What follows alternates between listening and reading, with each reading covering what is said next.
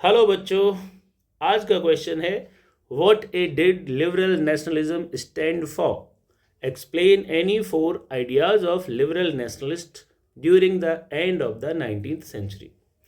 तो बच्चों, अगर ऐसा कोई क्वेश्चन आता है जो क्वेश्चन दो हिस्सों में बटा हुआ है तो उसकी पार्ट मार्किंग होती है। जैसे कि what did liberal nationalism stand for का एक मार्क मिलेगा आपको, एक्सप्लेन एनी फोर आइडियाज का आपको फोर अलग से मार्क्स मिलेंगे। अब ये क्वेश्चन अलग तरीके से भी पूछा जाता है, तो हम कम से कम 5 पॉइंट तैयार करेंगे और उनको याद करेंगे।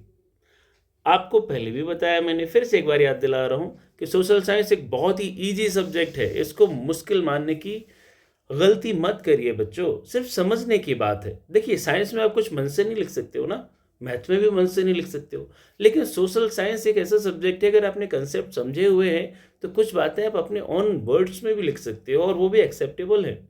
लेकिन अपने ऑन वर्ड्स में हम कैसे लिखें? हम क्या इतने मैच्योर हैं कि हम हमारा आंसर खुद से बना लें?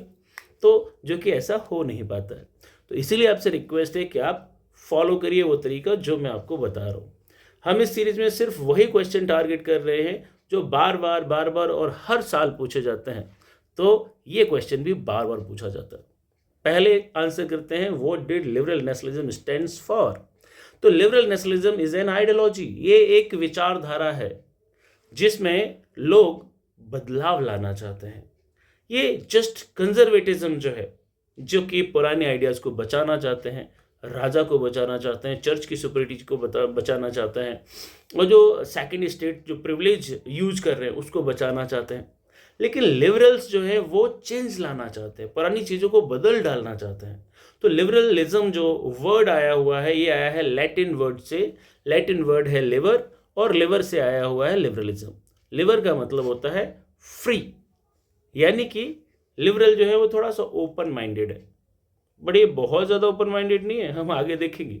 नेक्स्ट पॉइंट है freedom and equality before law.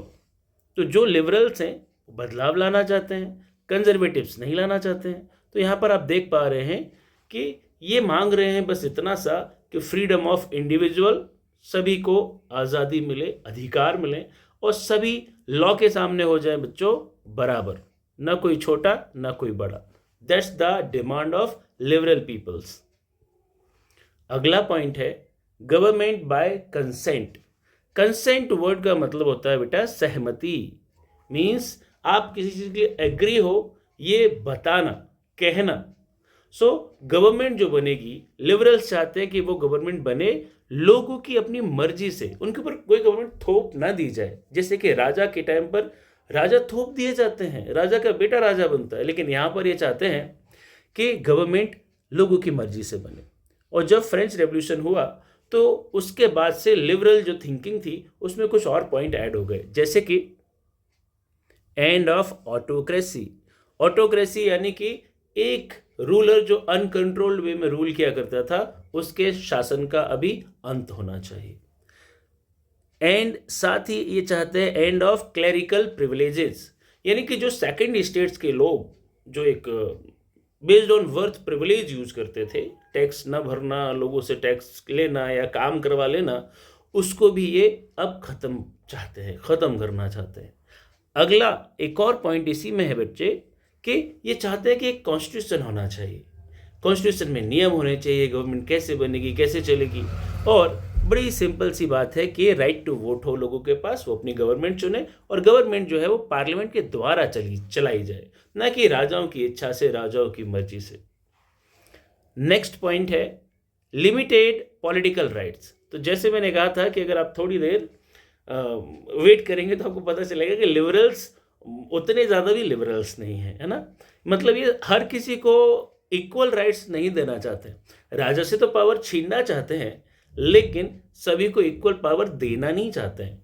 जैसे कि इस पॉइंट में लिखा हुआ है बच्चे कि इक्वलिटी बिफोर लॉ तो ये मांग रहे हैं, लेकिन ये ऐसा नहीं चाहते कि हर किसी को राइट टू वोट मिले।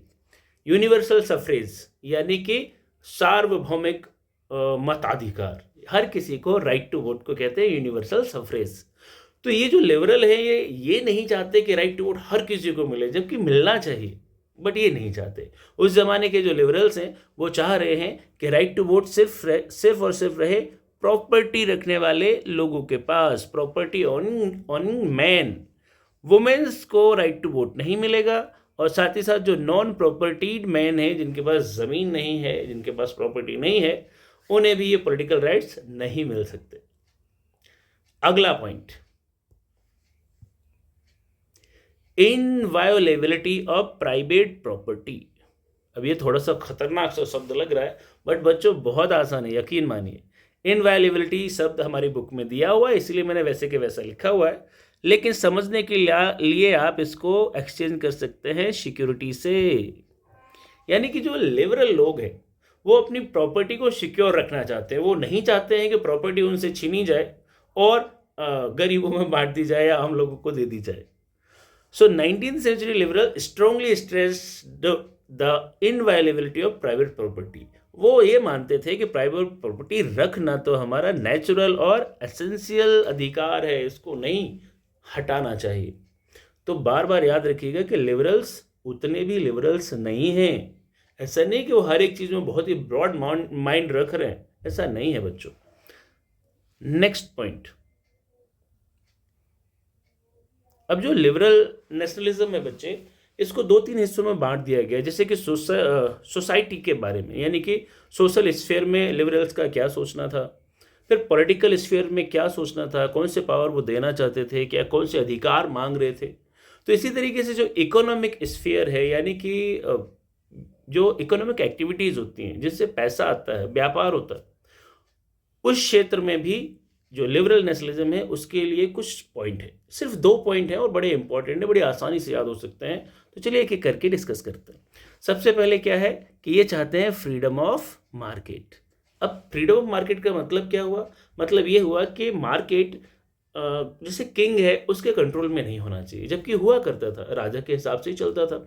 वो जिस चीज़ को चाहे उसको राशन कर देते थे, कभी कभी तो ऐसे इम्पोज कर देते थे कि आपको एक फिक्स रेट में चीज़ें बेचनी पड़ेंगी या फिर लोगों को देनी पड़ेंगी, जो कि व्यापार के लिहाज से तो ठीक नहीं था। दूसरा था abolition of state imposed restrictions. किस चीज़ के लिए?